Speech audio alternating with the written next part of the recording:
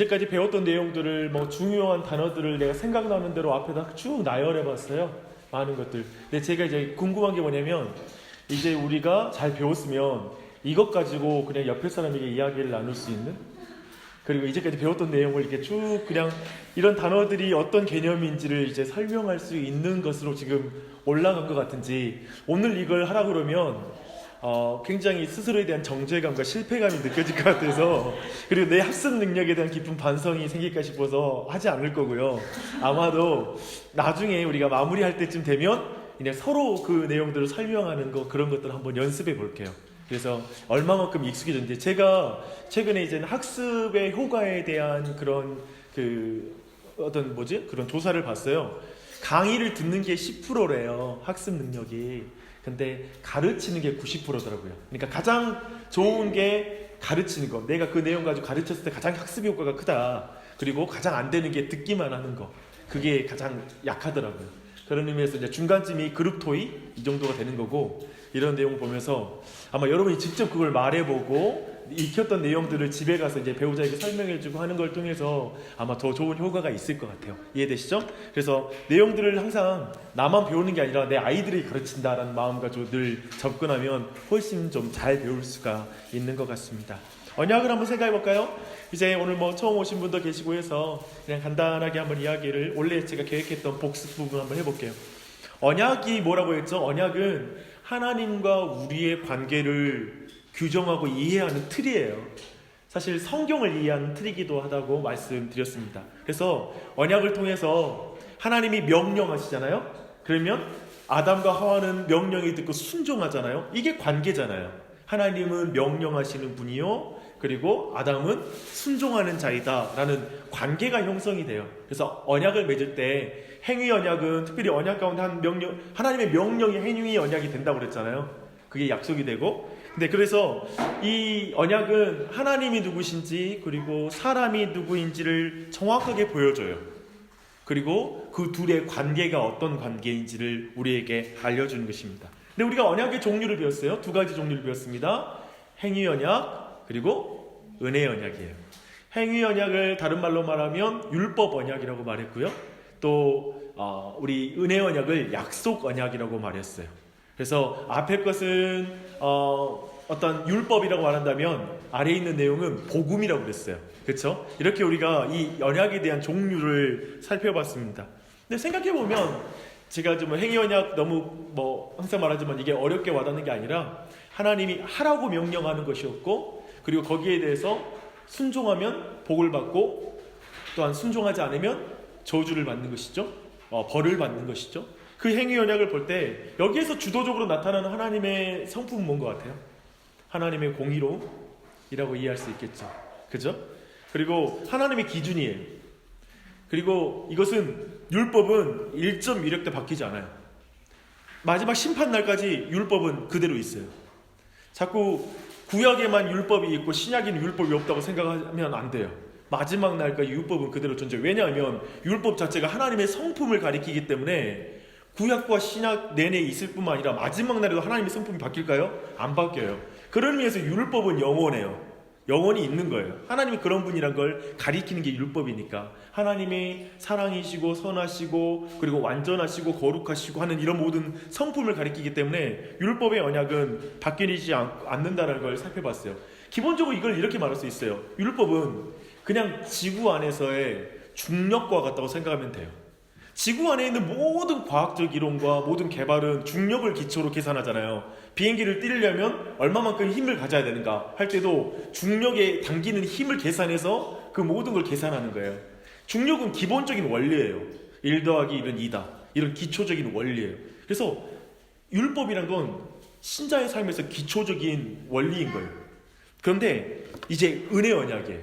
근데 이 은혜 언약은 뭐냐면 그 중력과 같은 것, 죄를 지으면 저주를 받고 그리고 하나님께 순종하면 복을 받는 이 기초적인 원리잖아요. 이 원리가 있는데, 즉 하나님의 성품을 떠나면 악한 자가 되는 거죠. 하나님의 성품을 닮아가면 선한 자가 되는 것이죠.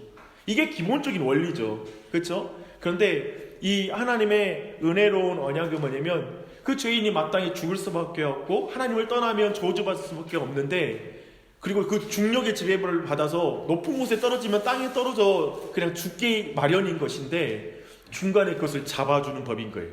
떨어지지 않도록 마땅히 떨어지는 자를 잡아주고 선택해 주는 것.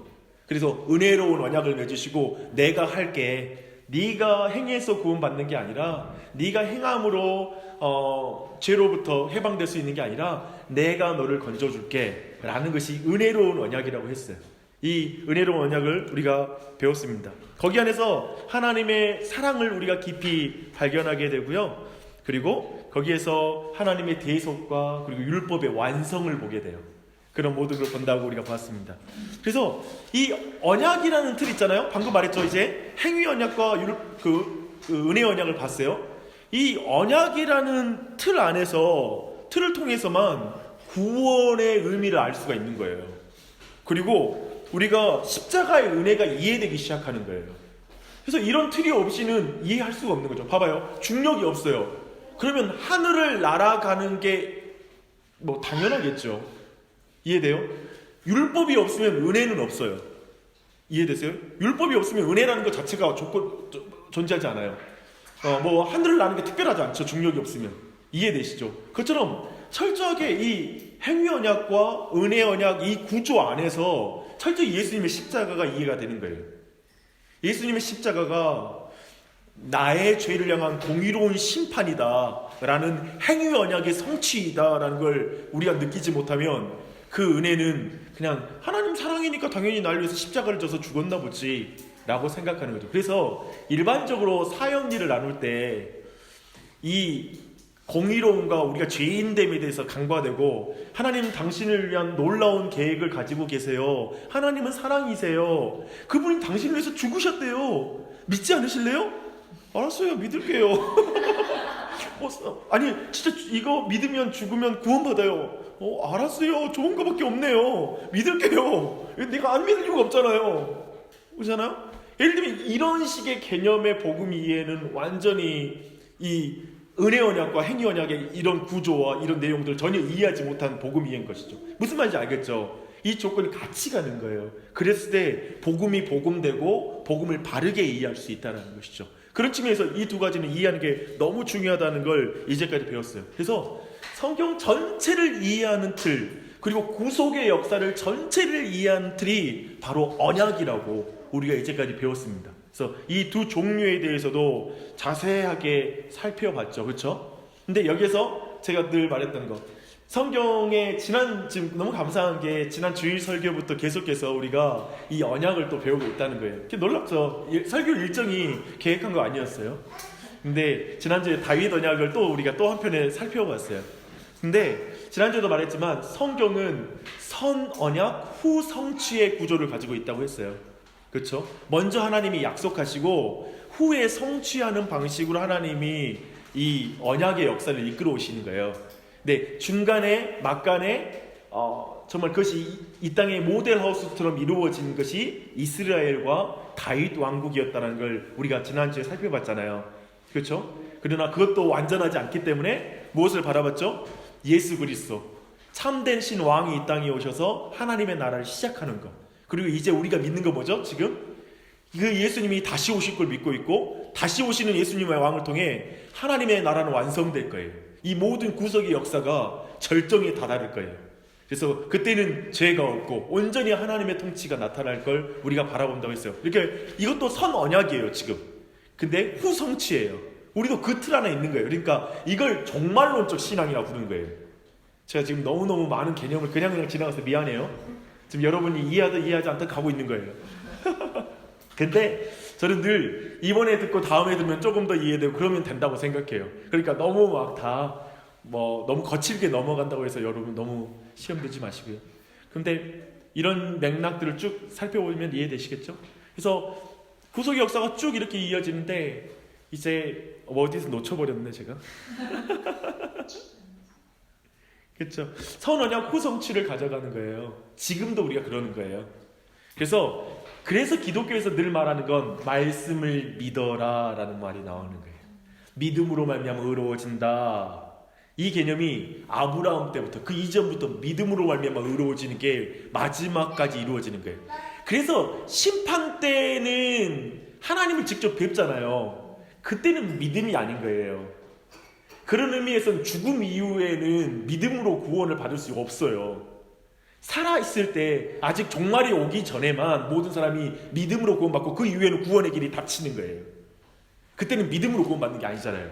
그냥 심판조 앞에 서서 그저 심판을 당하지. 믿음이 더 이상 동원할 필요가 없지.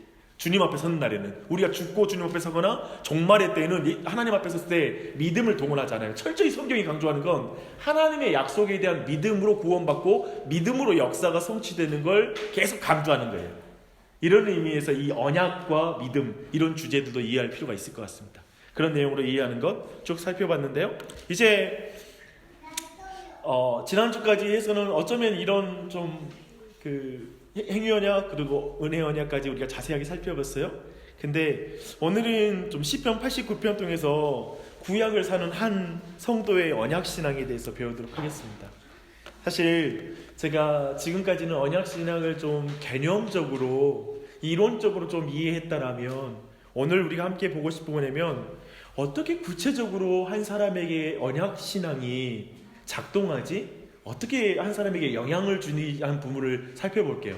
그래서 요약된 부분이 오늘은 시편 89편을 그냥 충분히 볼 거예요. 마치 설교를 듣듯이. 하지만 좀 더 여러분과 함께 설교는 아니니까 또 좀 더 우리가 말씀을 좀 자세히 보는 형태로 갈 겁니다. 근데 저는 그런 것 같아요. 개념으로 이해하는 것도 좋지만 그냥 오늘 말씀 통해서 언약신앙이 좀 더 실질적으로 왜 이게 필요한지에 대해서 왜 이게 우리에게 중요한지에 대해서 실질적으로 느껴지는 오늘 시간이 되었으면 좋겠습니다. 그래서 구체적으로 우리 신앙에서 어떻게 표현되는지 알 때 우리가 정말 언약신앙에 대한 동기부여를 받을 거예요. 이 시간 왜 이 공부를 하는지. 그래서 저 바라는 거 뭐냐면 되게 이런 신앙을 배워나갈 때 그냥 지적인 여러분의 만족과 지적인 어떤 지식을 채우는 게 아니라는 걸 느꼈으면 좋겠어요. 그러니까 저희 교회 공부가 그걸 지향하기도 하지만 이게 단순히 우리가 막 성경 공부해서 많이 알고자 하는 게 아니다. 근데 이게 어떤 의미인지를 아는 게 더 중요해요. 이걸 왜 공부하는지. 그래서 이걸 강조하고 싶은데 제가 우리 저녁마다 로이드 존스의 성경 교리 강조하잖아요. 네, 로이드 존스의 탁월함, 내가 그 책을 보면서 느끼는 로이드 존스라는 사람이 20세기 최고의 목회자라고 불리는데 그의 탁월함이 뭐냐면 강의를 시작하거나 모든 걸 설명할 때 태도부터 배워요. 시작할 때 이걸 접근하는 우리의 태도는 이래야 됩니다 라는 마음으로 사람들의 마음의 태도를 점검해줘. 근데 그게 나는 정말 중요한 것 같아요. 또 이걸 배워나갈 때 우리 모두에게 신앙적으로 유익이 있었으면 좋겠습니다. 시편 89편 보십시다. 성경책 펴셔야 돼요.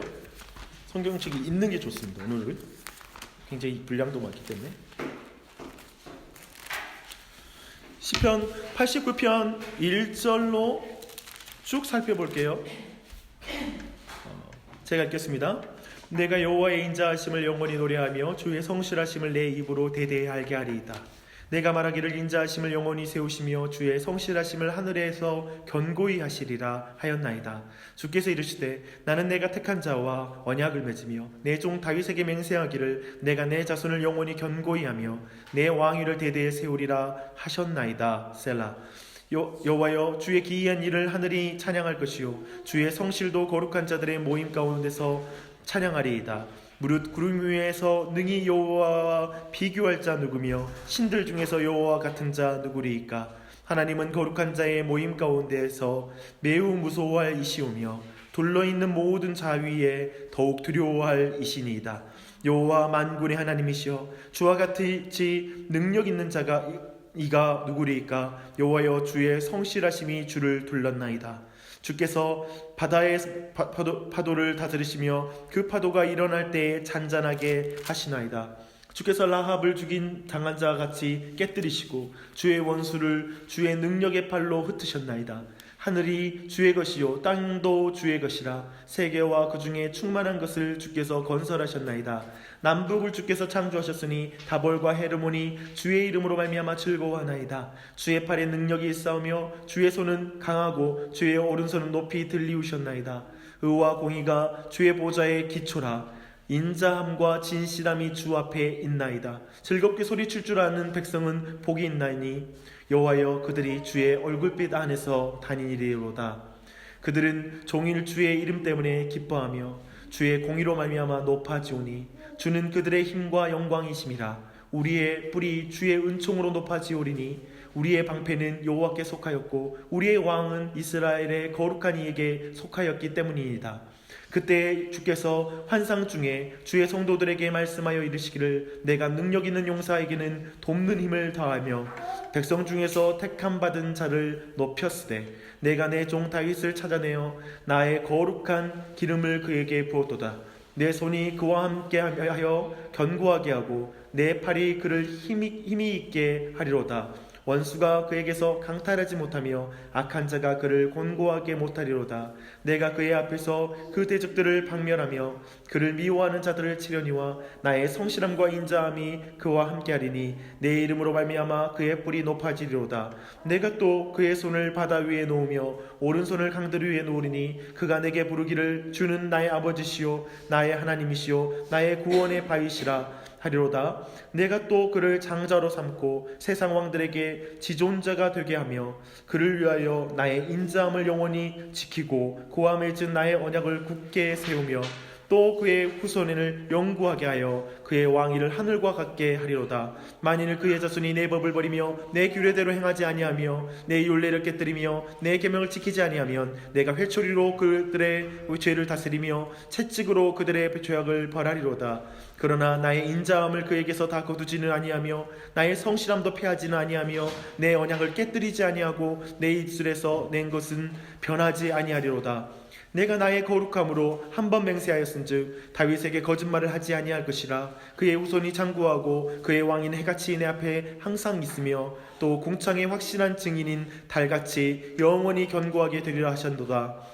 그러나 주께서 주의 기름 부음 받은 자에게 노하사 물리치셔서 버리셨으며 주의 종의 언약을 미워하사 그의 관을 땅에 던져 욕되게 하셨으며 그의 모든 울타리를 파괴하시며 그 요새를 무너뜨리셨으므로 길로 지나가는 자들에게 다 탈취를 당하며 그의 이웃에게 욕을 당하나이다. 주께서 그의 대적들의 오른손을 높이시고 그들의 모든 원수들은 기쁘게 하셨으나 그의 칼날은 둔하게 하사 그가 전장에서 더 이상 버티지 못하게 하셨으며 그의 영광을 그치게 하시고 그의 왕위를 땅에 엎으셨으며 그의 젊은 날들을 짧게 하시고 그를 수치로 덮으셨나이다. 여호와여 언제까지이니까 스스로 영원히 숨기시리까? 주의 노가 언제까지 불붙듯 하시겠나이까? 나의 때가 얼마나 짧은지 기억하소서. 주께서 모든 사람을 어찌 그리 허무하게 창조하셨는지요. 누가 살아서 죽음을 보지 아니하고 자기의 영혼을 수울의 권세에서 건지리이까? 주여 주의 성실하심으로 다윗에게 맹세하심 그 전에 인자하심이 어디 있나이까? 주는 주의 종들이 받은 비방을 기억하소서. 많은 민족의 비방이 내 품에 있사오니 여호와여 이 비방은 주의 종들이 주의 기름 부음 받은 자의 행동을 비방한 것이로소이다. 여호와를 영원히 찬송할지어다. 아멘. 아멘. 아멘.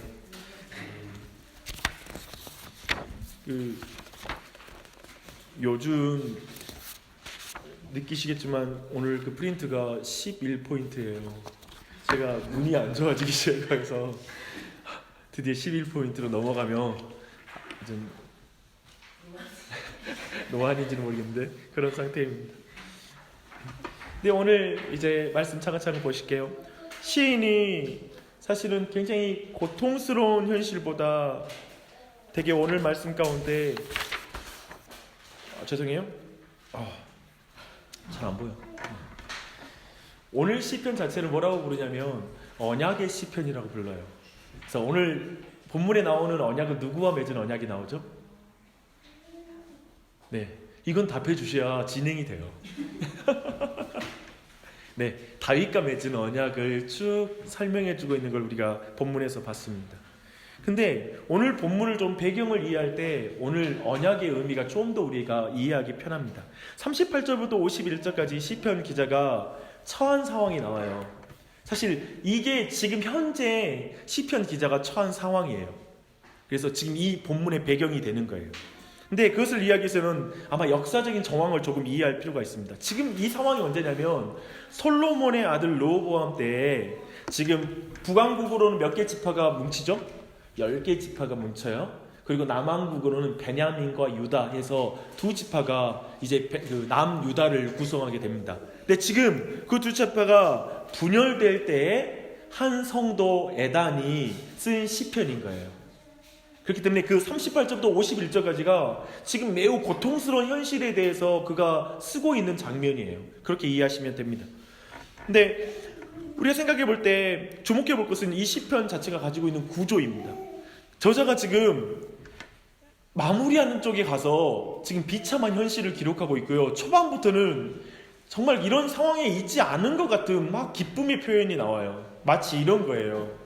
어떤 사람을 만났어요, 우리가. 근데 그 사람을 만났는데 그 사람이 너무 밝고 너무나 힘차 보이는 거야. 그리고 너무나 긍정적이고 멋지게 살아가는 거예요. 근데 나중에 조금 알았더니만 그 사람이 최근에 남편을 잃고 그리고 정말 가정에 많은 경제적인 힘든 상황에 있는 걸 알게 되는 거예요. 그러면서 우리의 마음에 어떤 생각이 들겠어요? 그러면 아니 도대체 이 사람 어떤 사람이야? 왜 그렇게 기뻐할 수 있지? 라는 그런 마음이 들 거 아니에요.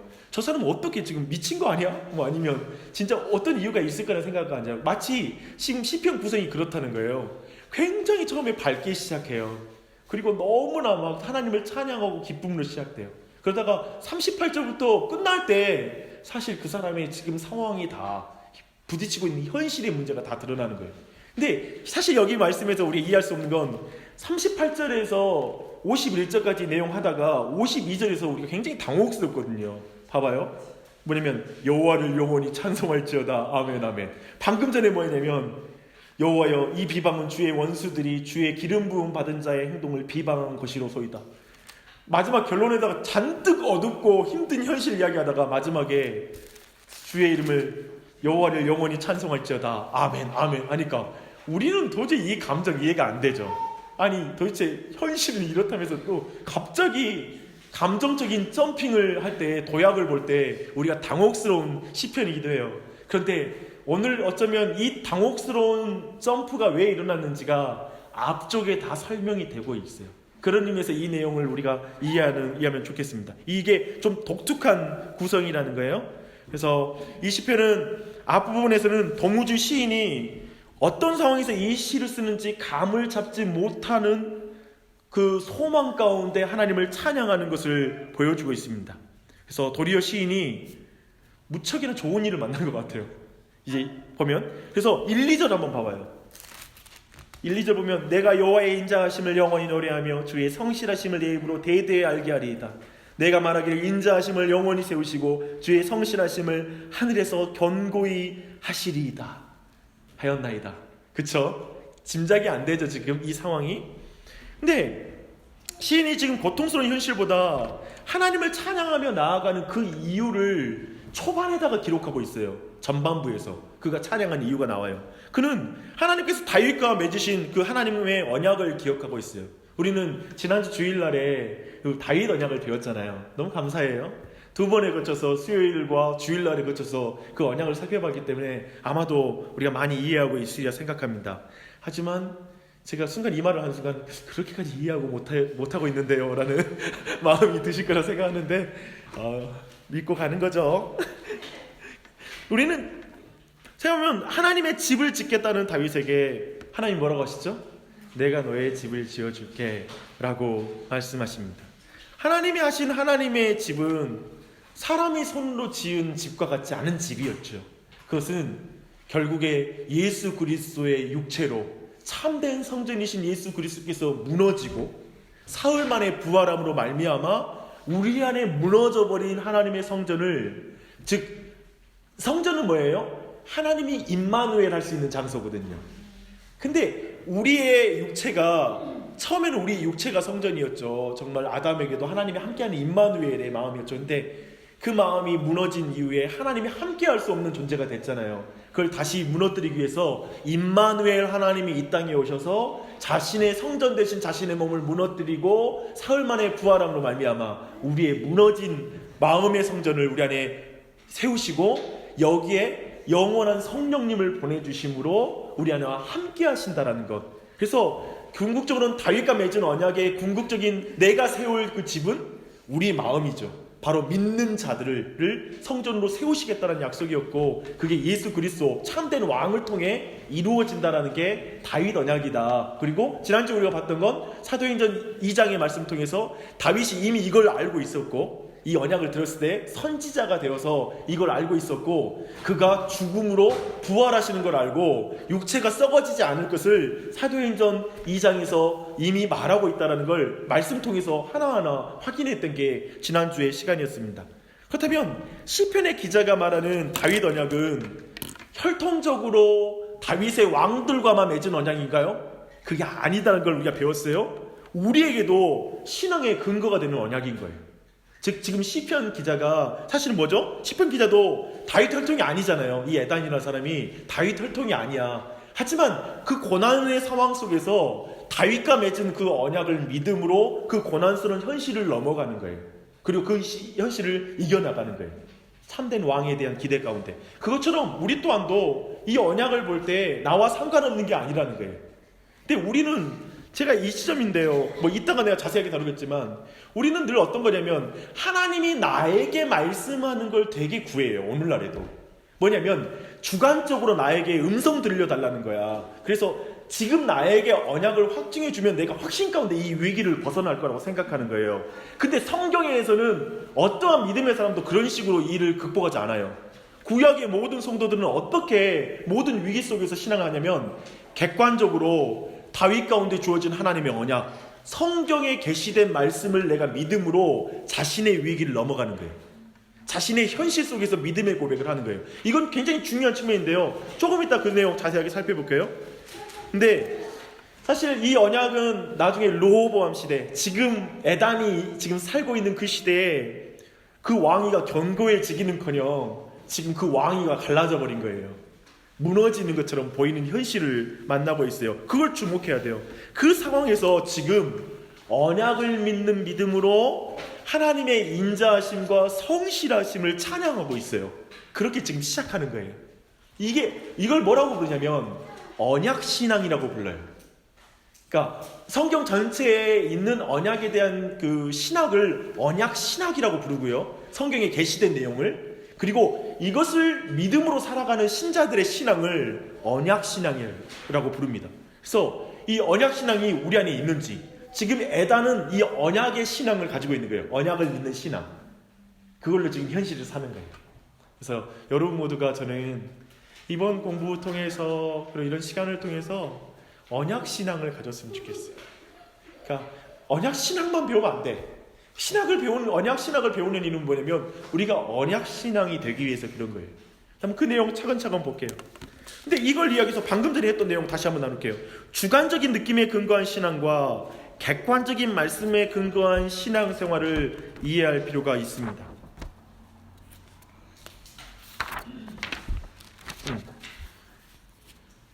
그때 지금 에단을 붙들어 준 것이 바로 언약신앙이에요. 여기서 에단이라는 구약의 성도를 붙들어주는 그것이 바로 언약이라는 거예요. 그렇게 언약신앙을 가지고 있는 자는 감각이나 감정으로 하나님을 찬양하는 게 아니에요. 왜냐하면 지금 에단이 처한 상황은 감각으로나 감정적으로 찬양할 수 있는 상황은 아니에요. 아까 뒤편에 다 살펴봤잖아요. 지금 너무나 하나님의 말씀은 도리어 이루어지지 않는 것 같고, 하나님의 약속은 깨진 것 같고, 모든 게 반대로 돌아가요. 근데 이 상황은 우리 모두도 인생 속에 계속 경험하는 게 이거예요. 그 상황에서 감정적으로는 찬양할 수 없는 상황이라는 거예요. 근데 지금 에단은 시작하자마자 하나님을 찬양하고 시작하잖아요. 근데 우리한테 시편이 어려운 건 그거예요. 늘 시편과 신앙의 내용이 힘든 건 난 지금 죽겠는데 억지로 찬양하라고 하는 것처럼 느껴지는 거예요. 막 내 감정을 거세하고, 신앙생활할 때는 너 감정을 생각하지 말고 그냥 믿음으로만 살아, 뭐 이렇게 말하는 느낌이 든다는 거예요. 근데 사실은 이 내용을 쭉 살펴보면 이런 내용도 이해가 될 수가 있습니다. 근데 기억할 건 선언약 후성취라는 구조에서 믿음의 원리가 여기에서 동일하게 나타나고 있다는 거예요. 현실적으로는 하나님의 그 말씀이 이루어지지 않는 것 같은 상황에서도 하나님의 말씀이 성취될 걸 바라봄으로 찬양하는 게 지금 여기 안에 나타나고 있는 것입니다. 아브라함이 하나님을 믿으니까 의롭다고 하시잖아요. 믿음이 없이는 하나님을 기쁘시게 하지 못한다라고 성경은 말하잖아요. 믿음이 없이는 하나님께 나아가는 자는 하나님이 계신 것과 그가 자신을 찾는 자들에게 상 주시는 이심을 믿어야 할지니라. 그가 창조주이신 것과 심판주이신 것을 믿어야 된다. 그것을 말하고 있습니다.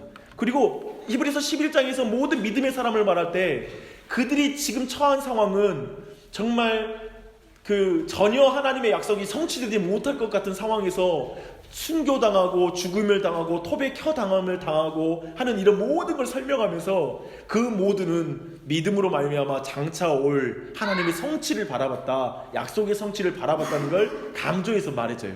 그래서 모든 믿음의 사람들은 이 언약신앙에 따라갔어요. 그 믿음은 하나님의 언약에 대한 믿음인 거예요. 그런 의미에서 예단은 지금 믿음으로 노래하는 거예요. 다른 사람은 뭐 슬프게, 다른 사람은 기쁘게 살고 아니면 다른 사람이 어떻게 사는 것과 비교하지 않아요. 그래서 스펄전이 이런 말을 했어요. 그 스펄전이라는 그 영국의 아주 위대한 설교자가 있어요. 그가 이렇게 말했어요. 감각은 이따금씩만 노래한다. 하지만 믿음은 영원토록 노래한다. 다른 사람이 노래하든 말든 신자는 거기에 좌우되면 안 된다. 그들 안에는 늘 찬송이 있어야 된다. 만사가 잘 안 풀리는 듯 보여도 그들에 대한 하나님의 사랑은 결코 변할 수 없기 때문이다. 우리는 주님의 선하심을 믿어야 함은 물론이요, 그 안에서 영원토록 즐거워해야 한다. 주님의 사랑은 우리의 기쁨의 원천으로서 결코 마르는 법이 없다. 이렇게 말했습니다. 우리는 처해 있는 형편 속에서 감각으로 하나님을 노래합니까? 아니면 믿음으로 노래하고 계십니까? 요즘 어떻게 지내세요? 여러분의 감각으로 노래할 만한 상황 속에 계십니까? 요즘 괜히 은혜가 넘치고 기쁨이 넘치는 상황 속에 계십니까? 아니면 정말 아무리 탈탈 털어 살펴봐도 하나님을 찬양할 거리가 없고 내 육체로는 전혀 기쁨이 없는 삶을 살고 계십니까? 그것이죠. 그런 질문이죠. 근데 그냥 성경이 강조하는 건 감각으로만 산다면 찬양할 순간은 얼마나 있을까요? 많지 않을 거라는 거예요. 믿음으로 노래해야 될 때가 참 많다는 거예요. 많은 사람과의 관계도 깨지고, 그리고 많은 사람과의 어떤 인생 속의 문제들도 잘 안 풀리고, 고난도 닥치고, 좀 노력해봐도 잘 안 되는 게 너무 많잖아요. 정확하게 이 부분에서 언약신앙의 핵심을 우리 안에 들어가는 거예요. 근데 이제 5절부터 14절로 쭉 한번 봐볼게요. 이제 뭐 다시 읽지는 않을 거예요. 근데 5절부터 14절까지 이제 그 에단이 뭘 하냐면 그가 언약 때문에 하나님이 행하신 일들에 대해서 이제 고백하고 있어요. 다시 시인이 처한 상황을 한번 여러분 생각해 보세요. 말씀과는 지금 정반대의 상황이에요. 그때 그는 주관적으로 지금 감정의 휘둘름을 당하지 않고 있어요. 대신 하나님이 다윗과 맺은 언약을 기억하고 그 은혜의 언약에 따라서 차분하게 하나님께서 그 언약을 인하여서 행하신 일들을 이제 하나하나 이제 말하는 게 5절부터 14절까지의 내용입니다. 그 하나님을 기억하는 시인의 마음에 지금 찬송이 있는 거예요. 보면 누가 하나님 같은 신이며 하나님같이 언약을 기억하고 신실하게 지키시는 하나님이 어디 있는가라고 말하며 그가 말하고 있어요. 그런 의미에서 우리 모두도 동일하게 언약의 성취와 역사들을 주목하면서 하나님이 인자하심과 성실하심을 생각해야 돼요. 우리도 동일하게 어떤 고난의 상황이 처한다는 거예요. 그 순간에 가장 먼저 하나님이 언약을 얼마나 신실하셨는지를 여러분이 떠올리면서 그것들을 생각하며 그분의 인자하심과 성실하심을 우리 안에 다시 한번 기억할 필요가 있습니다. 이런 찬송은 자기 암시나 자기 설득하는 그런 찬송이 아니에요. 그런 거 있잖아요. 찬송해야 돼. 긍정적으로 생각해야 돼. 아무튼 이 상황에서 나를 아무튼 기뻐해야 돼. 하면서 막 이렇게 찬양하자. 할렐루야. 감사합니다. 어떤 이런 개념의 자기 암시라든지 이런 것들이 아니에요. 그런 찬송은 속으로 매우 기어 들어가는 것이기 쉽고 매우 기계적인 것일 때가 많아요. 근데 그런 찬송은 힘이 없어요. 그러나 이 비참한 상황 속에서 다윗의 언약을 하나님 맺으시고 신실하게 이루시는 하나님을 주목하는 것, 또 그것을 기억함으로써 힘을 얻고 언젠가 그 언약을 완전하게 성취하실 걸 믿음으로 말미암아 힘을 얻는 것, 그것이 너무 중요하다는 거예요. 그걸 지금 에단은 말하고 있는 것입니다. 특별히 이제 에단이 기억하는 사건은 뭐냐면 출애굽 사건을 쭉 서술해주고 있어요. 왜냐하면 구약에서의 가장 큰 구원의 사건이거든요. 이스라엘 백성이 쟁취한, 근데 기억하면 뭐냐면 이 자체가 이스라엘 백성이 쟁취한 구원이 아니라는 거예요. 아시다시피 그 철저하게 하나님의 구원이었어요. 그걸 기억하는 거예요. 그리고 9절 봐봐요. 9절은 홍해가 갈라진 사건을 보여주고 있어요. 그리고 10절은 그 홍해에서 멸망당한 애굽 제국의 바로의 군대를 말하고 있습니다. 10절에 라합이 나오잖아요. 원래 이 라합이 바다 괴물의 이름이에요. 우리가 알고 있는 라합이 아니라 바다 괴물의 이름이에요. 이미 워낙 애굽이 강대한 왕국이었기 때문에 그 라합에 빗대서 그 교만했던 왕국이 멸망당했다라는 걸 말해주고 있는 것입니다. 근데 한번 생각할 거 뭐냐면 이 출애굽 사건, 이 놀라운 하나님의 구원 사건이 왜 일어났는가라는 거예요. 왜 출애굽 사건이 일어났는가 생각할 때 철저하게 성경이 전체 맥락에서 보여주는 건 뭐냐면 아브라함에게 하신 언약을 이루시기 위해서 지금 출애굽 사건을 허락하는 거예요. 아브라함과 무슨 언약을 맺죠? 아브라함과 언약을 맺고 나서 자손을 많게 해주겠다, 또 그 땅을 주시겠다고 하는 모든 약속, 하나님의 나라를 그의 자손을 통해 세우시겠다는 하나님의 그 계획을 말씀하셨죠. 특별히 애굽 땅에 가서, 이방 땅에 가서 400년 동안 머물 것도 말씀하셨죠. 즉 아브라함의 언약을 기억하고 이제 출애굽을 시키는 거예요. 애굽에 종살이하는 이스라엘 백성을 구원하시는 것입니다. 지금 시편 에단은 그걸 잘 알고 있는 거예요. 역사를 딱 볼 때 아브라함의 언약에 따라 그들을 구원하셨지, 그 신실하시고 인자하신 하나님을 바라보는 것입니다. 물론 지금 이 시편에서 아브라함이 전혀 등장하지 않아요. 그런데 이 부분에서 우리가 그런 의미에서 과연 정말 에단이 아브라함 언약을 기억하고 지금 이 말을 하는 것일까요? 라는 질문을 할 수 있을 거예요. 근데 지금 이 시편에서 가장 많이 반복되고 있는 단어를 주목할 필요가 있어요. 무슨 단어가 제일 많이 반복돼요? 하나님의 어떠하심? 인자하심과 성실하심이에요. 에메트와 헤세드예요. 앞에서 이 시편에 계속 나오는 모든 것은 이 에메트와 헤세드, 지금 인자하심과 성실하심을 계속 말해요. 늘 말하지만 성경이 이 단어를 항상 표현할 때 있잖아요. 인자하심과 그 다음에 성실하심을 말할 때는 항상 언약과 관련된 표현이에요. 하나님의 약속에 따라 인자하셨다, 하나님의 약속에 따라 성실하셨다 라는 표현이 성경에서의 이 표현이에요. 그래서 하나님이 무엇에 대해서 성실했는가, 이 부분에 대한 부분인 거죠. 신약성경에서 이걸 뭐라 하냐면 미쁘시다라는 표현을 쓸 때 바로 그게 헤세드예요. 그리고 신실하시다는 표현 또한 언약에 대해서 대한 표현이기도 합니다. 그래서 지금 그런 면에서 철저하게 이 내용이 아브라함 언약과 관련된 인자하심과 성실함이라는 거예요. 그걸 기억하는 거예요. 놀랍지요? 근데 하나님은 그가, 그런 의미에서 우리가 기억할 건 뭐냐면 하나님은 그가 하신 언약에 대해서 신실하게 그 말씀을 이루지 않고는 그냥 넘어가지 않는다는 거예요. 철저하게 이 맥락에서 성경을 계속 써주고 있어요. 하나님이 약속하신 걸 반드시 이루는 거예요.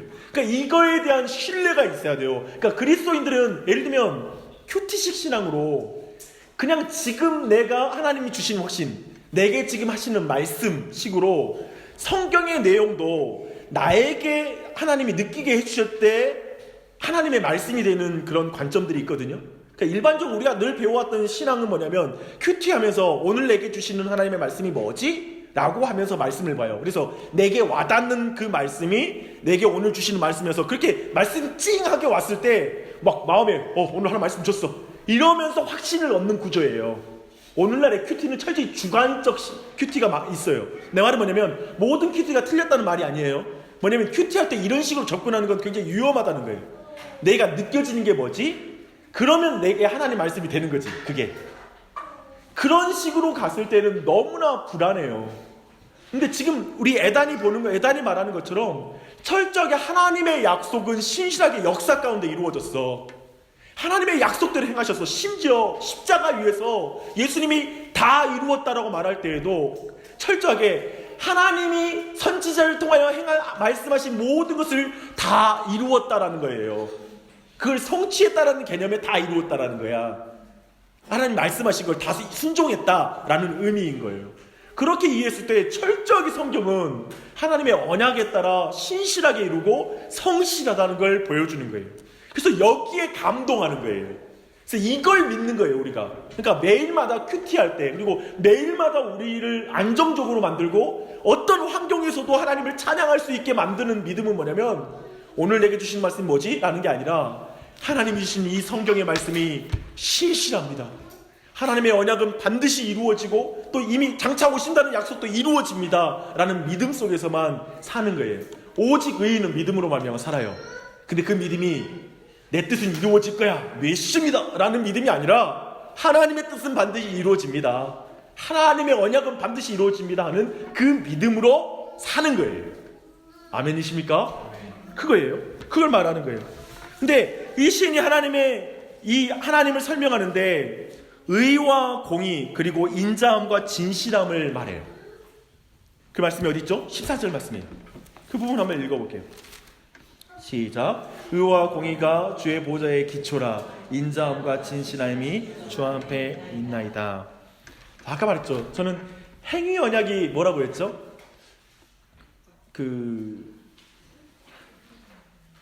중력과 같은 기초다라고 말했잖아요. 의와 공의가 하나님 나라의 기초예요. 의와 공의의 나라예요. 그러니까 예를 들면 오늘날의 천국과는 의와 공의의 나라 그러면 항상 그런 나라인가라는 생각을 하고 사랑과 은혜의 나라라는 표현으로만 인식되고 있어요. 의와 공의의 나라예요, 하나님 나라는. 근데 의와 공의가 주의 보좌의 기초라고 말하고 있어요. 율법은 주의 보좌의 기초예요. 행위 언약은 하나님 나라의 기초예요. 그렇게 이해하시면 돼요. 그 언약을 기초로 하나님은 의와 공의를 드러내신 거예요. 우리가 지난주에 다뤘잖아요. 행위 언약을 통해 하나님의 의가 드러나죠. 그리고 공의로움이 드러나는 거예요. 그래서 이 속성이 드러나는 거예요. 근데 여러분, 의와 공의가 약간 정의가 다르긴 해요. 제가 그 내용 간단하게 설명해 줄게요. 의가 뭐냐면, 의는 하나님을 옳은 일을 하게 하시는 분으로 계시하시는 하나님의 특성이다. 너무 어려워. 한마디로 말하면 의는 하나님은 항상 옳으시게 일을 행하세요. 그 특징이 의라는 성품이에요. 하나님의 성품이에요. 근데 공의는 뭐냐면 그 의를 깨뜨릴 때 하나님이 심판하시는 게 공의예요. 그러니까 하나님은 두 가지 특징으로 의로움이 드러나요. 어떻게 의가 드러나냐면 율법을 만들 때 하나님의 의가 거기에 드러나요. 거기에 이제 하나님의 성품이 들어있으니까. 근데 하나님은 공의를 행함으로 의가 드러나요. 뭐냐면 죄를 범했을 때 거기를 심판할 때 사람들이 뭐라 하냐면 공의로운 분이셔. 그러니까 왕을 볼 때 왕이 정말 자신이 법을 세워놨을 뿐만 아니라 세울 때에도 너무나 그 법을 보니까 정말 우리 왕 너무나 공의롭게 헌법을 만들었다. 대한민국 헌법 너무 잘 만들었다. 너무 멋지다. 예를 들면 거기 안에 그게 드러나는 거죠. 헌법이 잘 드러나. 그리고 또한 그것이 시행이 바르게 될 때 사람들은 진짜 이 나라 공의롭다 라고 표현하는 거예요. 의는 이 두 가지로 나타난 거예요. 법을 제정할 때와 법을 시행할 때 하나님의 의가 드러나요. 그걸 다만 의와 공의라고 설명하는 거예요. 그래서 우리가 예수 하나님의 공의라고 하는 찬양을 부르잖아요. 그 말은 뭐냐면 십자가 위에서 하나님의 의로움이 너무 잘 드러나는 거예요. 뭐냐면 죄인을 향한 하나님의 심판이 얼마나 공의롭게 실천됐는지가 그냥 드러나는 거예요. 그래서 예수님을 하나님의 공의라고 불러요. 십자가를 하나님의 공의라고 부르는 거예요. 그래서 하나님의 의로움이 드러나는 사건이니까 그런 부분을 보여주고 있어요. 근데 의와 공의가 지금 하나님께서 의와 공의 가운데 다스리시는 것을 말하고 있습니다. 주의 의와 공의가 주의 보좌의 기초라 라고 말하고 있어요. 그리고 인자함과 진실함을 이제 뒤편에서 말하고 있습니다. 그 다음에 쓰는 게 아까 우리가 말했던 거예요. 헤세드와 에메트예요. 인자하심과 성실하심이 이거예요. 의와 진실하심, 그 인자함과 진실함, 이게 에메트와 헤세드. 앞에 있는 성실하다 이 표현이 다 이 동일한 원어를 쓰고 있어요. 놀랍죠? 정확하게 지금 어떤 구조인지 알겠죠? 성경이 그래서 요한복음 1장에서 보니까 그리스도를 설명할 때 은혜와 진리가 충만하다고 하잖아요. 그게 에메트와 헤세드예요. 의와 진리가 충만했다. 우리 모두가 무엇을 전제로 하는 말이에요? 이 모든 게 지금 방금 봤던 공의와 의, 인자함과 진실함이 뭘 근거예요? 언약이에요. 그러니까 지금 성경이 완전히 언약에서 하나님의 의와 진실, 거룩함과 이런 모든 게 여기 안에 지금 다 표현되는 거예요. 언약을 통해서 나타나고 있는 거예요. 시인은 다윗에게 하신 이 언약을 기억하는 거예요. 다윗의 언약 가운데 이게 드러나는 걸 보는 거예요. 그래서 다윗과 맺은 언약에 따라 의와 공의, 인자함과 진실하심의 성품을 지금 주장하고 있는 거예요. 하나님은 그런 분이시라 고백하고 있는 것입니다. 지금 시인은 하나님이 어떤 분인지 언약 안에서 정확하게 파악하고 있어요. 그리고 그것이 언약 신학으로 머물지 않아요. 언약 신앙으로 들어왔어. 그래서 지금 자기 눈에서 펼쳐지고 있는 하나님의 약속과는 전혀 반대로 가는 것 같고, 다윗과의 하신 다윗 언약은 깨진 것 같고, 지금 하나님의 역사에 반대로 흘러가는 것 같은 거. 그 상황 속에서 이 언약 안에서 하나님의 이 의와 공의, 진실함과 이 부분을 성실하심을 분명히 파악하고 이해하니까 그 상황에서 하나님을 찬양할 수가 있는 거예요. 저는 이 지점을 여러분과 나누고 싶은 거예요. 언약신앙은 먼 성경 속에 있는 내용이 아니라 이 내용이 실질적으로 우리가 부딪히는 신앙생활 안에서, 그리고 우리의 인생에도 동일하게 반복되고 있는, 정말 예수님 정말 왕 맞아요. 예수님 다시 오신 거 맞는 거야. 이 세상이 영원한 것 같은데 내 삶과 우리 가정, 회사, 내 모든 삶의 영역들 전혀 하나님이 통치하지 않는 것 같은데 라고 하는 순간에 우리에게 있는 언약신앙은 바로 이 신앙 안에 하나님의 의와 공의와 진실함과 성실하심을 이 안에서 잘 구분할 때 우리는 이 과정 속에 하나님을 찬양하며 그 길을 걸어갈 수 있다는 거예요. 좀 더 한번 자세하게 보십시다. 다윗과 맺은 은혜의 언약을 이제 시편 기자가 말하잖아요. 다만 시인은 다윗과 그의 육적인 후손들, 지상의 이스라엘에 대한 나라만 이해하지 않는다는 걸 봤어요. 모든 구약의 거듭난 성도들이 그랬듯이 시인은 다윗 언약의 영적인 의미를 바라보고 있어요. 이게 중요합니다. 이런 의미에서 절정은 뭐냐면, 예수님의 육신의 어머니인 마리아에게 천사 가브리엘이 나타나서 한 말씀이 결정적이에요. 즉 뭐냐면, 다윗도 이후에 있을 일들을 바라보면서 소망을 가졌잖아요. 찬양했잖아요. 그것처럼 시편의 언약신앙을 가진 자들도 하나님이, 오늘 특별히 성경이던 에단 또한도 하나님의 계시의 영을 받아서 먼 미래에 있을 성취를 바라보는 거예요. 그렇기 때문에 지금 다윗 가운데 깨어져 버리는, 다윗 자손 때, 르호보암 때는 하나님 그 다윗 왕권이 약화되는 걸 보면서도 찬양할 수 있는 거예요. 궁극적인 영적인 성취를 바라보니까. 이해되시죠? 그런 상황에서 누가복음 1장 31절에서 33절에서 가브리엘이 마리아에게 하는 말이 굉장히 중요해요. 한번 가보게요.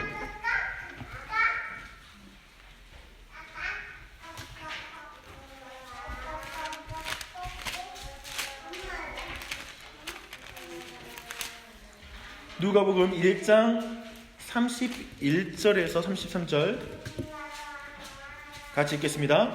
보라, 내가 잉태하여 아들을 낳으리니 그 이름을 예수라 하라. 그가 큰 자가 되고 지극히 높으신 이의 아들이 일컬어질 것이요, 주 하나님께서 그 조상 다윗의 왕위를 그에게 주시리니 영원히 야곱의 집을 왕으로 다스리실 것이며 그 나라가 무궁할 것. 아멘. 갈릴리 나사렛이라는 동네에 요셉이라는 청년과 약혼한 처녀 마리아에게 지금 가브리엘이 나타났어요. 근데 임신할 것에 대해서 하나님의 소식을 전하고 있습니다. 근데 누가복음 1장 31절 33절에서 말한 이 말씀, 이것은 천사 가브리엘이 하는 말은 정확하게 다윗 언약의 내용을 그대로 반복해주고 있어요. 그렇죠?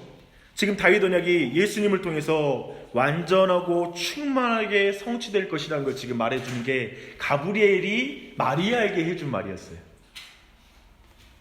지난주에 우리는 다윗 또한 다윗 언약을 그리스도에 대한 예언이라는 걸 이해했다는 걸 배웠어요. 그렇죠? 오늘 시인도 그와 다르지 않아요. 구약의 성도들도 언약의 의미를 육신의 공식으로만 이해하지 않아요. 영적으로 바라봐요. 그리스도는 바로 영적인 다윗이에요. 그리고 다윗은 그리스도의 모형이에요. 그렇게 우리는 이해할 수 있습니다. 그래서 다윗 언약이 그리스도 자신에 대한 예언이었기에 이 언약은 결코 다윗의 자손인 왕들이 범죄한다고 해서 깨지는 내용이 되지 않는 거예요. 그리고 그것은 반드시 예수님을 통해 성취되는 거예요. 그래서 그 뒤에 다윗의 자손들이 되게 깽판 치잖아요. 진짜 너무나 어리석은 일을 많이 범하잖아요. 죄도 범하고 하나님을 떠나잖아요. 우상도 숭배하잖아요.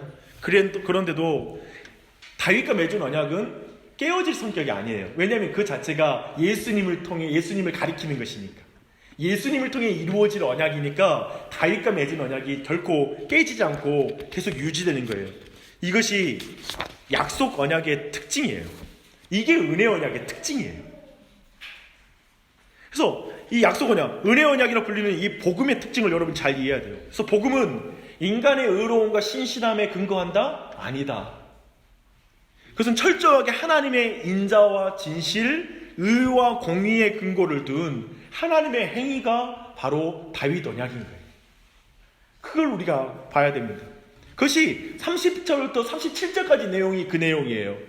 만일 그 자신이 내 법을 버리며 내 기도를 행치 아니하며 내 율례를 파하며 내 계명을 지키지 아니하면 하나님 어떻게 하신다고요? 지팡이와 채찍으로 징계를 하시겠지만 하나님의 인자와 성실하심을 거두시겠다고요? 아니요, 거두지 않을 것이다 라고 말하고 있는 것입니다.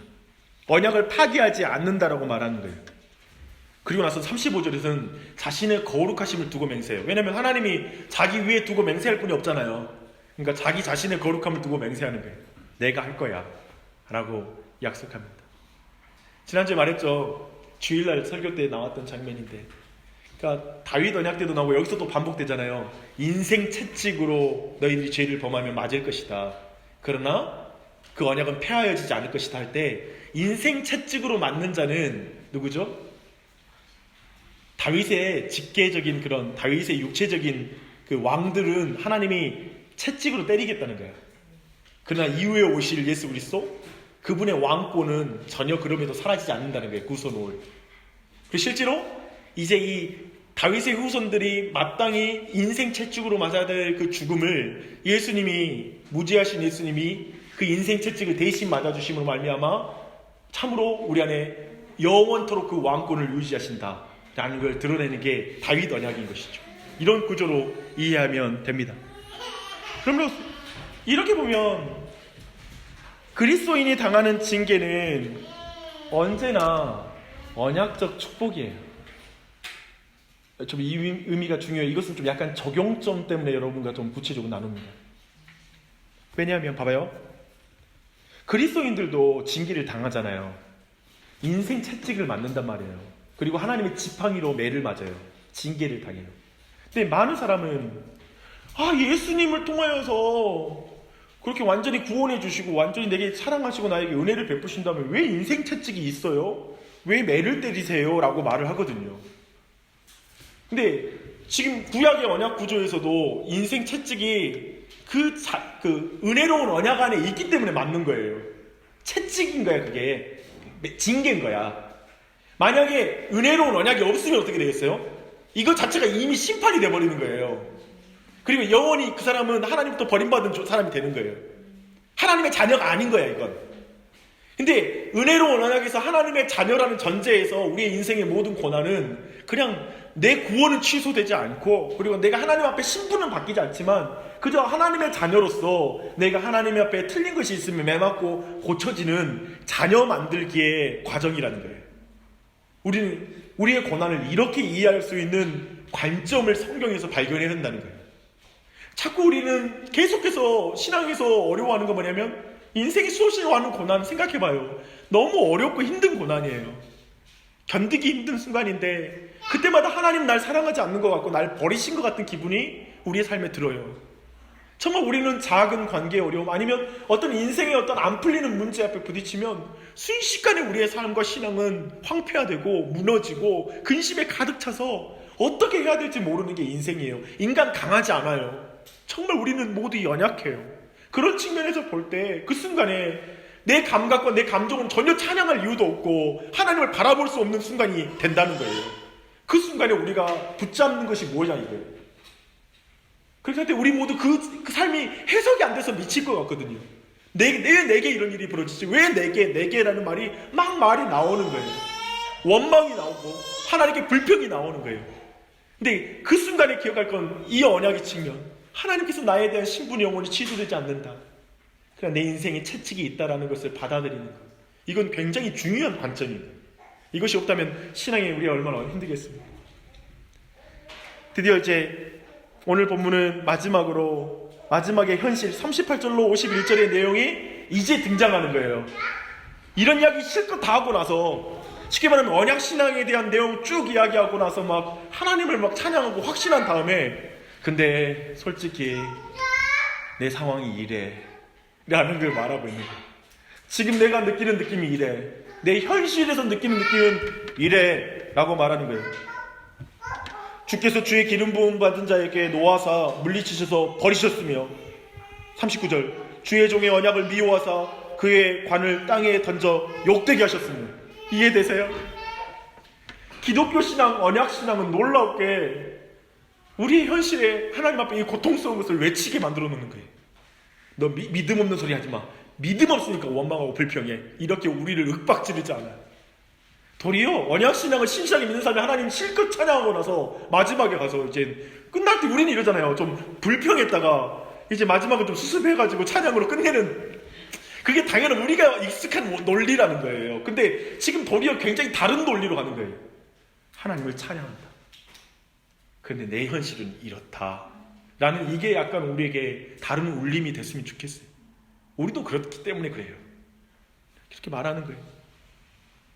철저히 우리는 이제 주관적인 확신으로서가 아니라 객관적인 언약의 말씀과 그 언약으로 인한 하나님의 구원의 사건을 주목함으로써 얻는 성령의 확신을 통해서만 하나님을 찬양할 수 있다는 걸 배우게 됩니다. 그쵸? 이 자체가 완전히 비교하고 있잖아요.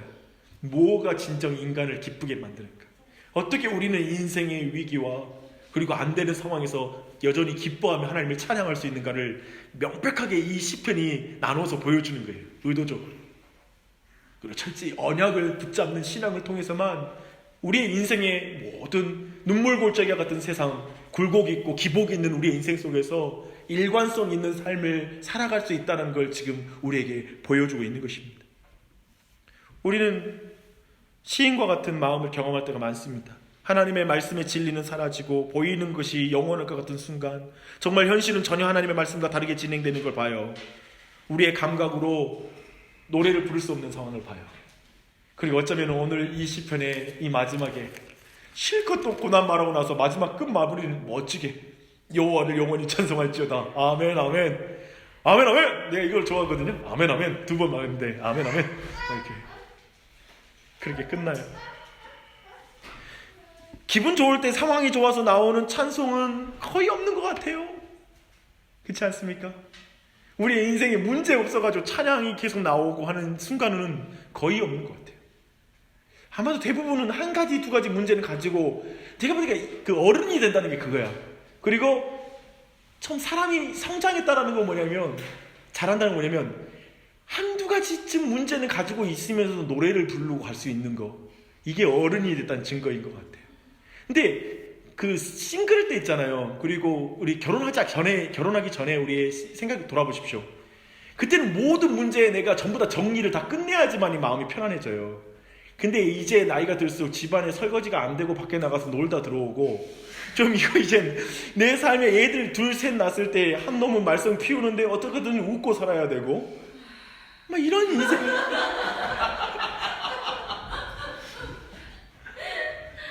한쪽은 일이 잘 풀리긴 하지만 한쪽은 관계가 묶여있고, 막 이런 상황이 우리의 삶의 다반사예요. 다반사. 기본적으로 깔고 가는 거예요. 그런 의미에서 기분 좋고 상황 좋아서 찬송할 때는 거의 없는 것 같아요. 아마도 이제 뭐 그런 문제 있는 거에 대해서 둔감해지든지 그래서 그런 것 같아요. 근데 힘들고 비참할 때 뭐 내 맘에 한 노래 있어 나 즐겁게 늘 부르네, 이런 찬송을 우리가 부를 수 있을까? 그때 우리가 우리 영혼에게 말해야 돼요. 그런 상황에서 언약을 기억하라. 하나님께서 쪼개진 고기 사이로 홀로 지나가심으로 아브라함과 맺으신 언약을 기억하라. 하나님께서 다윗과 맺으신 영원한 언약, 확실한 그 은혜로운 언약을 기억하라 라고 자신의 영혼에게 외쳐야 돼요. 그리고 하나님의 그 일방적인 선언과 맹세를 주목해야 돼요. 나의 불성실함과 고집스러운 불순종에도 불구하고 하나님의 언약을 신실하게 이루어 가시는 하나님의 성실하심과 그 인자하심을 바라봐야 돼요. 나의 잘남과 못남과 무관하게 그 언약을 신실하게 이루기 위해 아들로 오사 십자가에 달려 죽으시다 모든 일을 다 이루시고 성취하신 예수 그리스도를 바라봐야 돼요. 그 십자가에 있는 하나님의 공의와 의와 하나님의 진실하심과 인자하심을 바라봐야 돼요. 그럴 때 노래가 나오는 거예요. 노래가 회복되는 거예요. 언약이 없다면 어떻게 될까요? 사실 기독교에서 언약이 없다면 모든 것이 헛것이에요. 언약이 없다면 역사적인 위기 속에서, 그리고 우리 인생의 위기 속에서 될 대로 되라지 뭐 라는 것 외에는 살아낼 방법이, 논리가 없어요. 될 대로 되라지 뭐, 될 대로 되라지. 때로는 우리가 하나님을 도무지 이해하지 못할 때가 있어요. 이럴 때 중요한 원리는 하나님을, 그리고 하나님이 하신 일을 도무지 이해하지 못할 때 하나님을 불신하지 말아야 돼요. 하나님이 당신이 택하신 자와 언약을 맺으신 걸 분명히 기억해야 돼요. 여러분과 언약을 맺으셨어요. 이걸 기억해야 돼요. 성자는 다윗의 후손들을 대신하여 하나님과 맺은 언약을 다 지키셨어요. 그렇게 하나님과 우리 사이에 세워진 언약도 결코 폐기되거나 무효되지 않아요. 왜냐하면 예수님이 그 언약을 이루셨거든요. 이걸 바라봐야 돼요. 우리 자신은, 내 자신이 하나님과의 언약에 신실하지 못해서 많은 부분이 깨지고 무너져 있을 거예요. 근데 그 순간에도 기억할 건 이 언약을 예수 그리스도께서 완성하셨다. 다윗의 자손들은 엉망이었지만 그들을 대신해서 이 언약을 완성하시고 이루신 분이 예수 그리스도시다 라는 걸 동일하게 내가 그 안에 들어가서 적용해야 되는 거예요. 예수님이 내가 못하는 그 언약을 완수하셨다. 그래서 하나님은 예수 믿는 자와 언약을 맺으시고 나서 저로 더불어 한 나의 언약을 굳게 세우며 라고 말씀하십니다. 그 저가 누구냐면 그리스도예요. 그리스도와 더불어 한 나의 언약을 굳게 세우며, 우리 모두가 그리스도와 함께 하나님의 은혜로운 언약에 들어가는 거예요. 이 사실 믿으십시오. 이것을 알고 믿었던 시인은 역사와 자기가 처한 창담화 속에서도 결국은 마지막에 52절에 찬양을 하는 거예요. 여호와를 영원히 찬송할지어다. 아멘. 아멘. 여호와를 영원히 찬송할지어다. 아멘. 아멘. 저는 52절이 과연 우리에게 이해될 것인가의 문제인 것 같습니다. 이해돼요? 52절을 우리가 고백할 수 있을까요? 기독교 신앙은 이걸 말하고 있는 거예요. 52절. 그 앞에 38절부터 51절까지 읽어보십시오. 그 이유를 그 앞에 있는 언약으로부터 찾고 있는 것. 그것이 오늘 시편 58편의 전체 구조입니다. 그 안에 여러분의 각자의 하나님 주신 은혜가 넘치기를 바랍니다.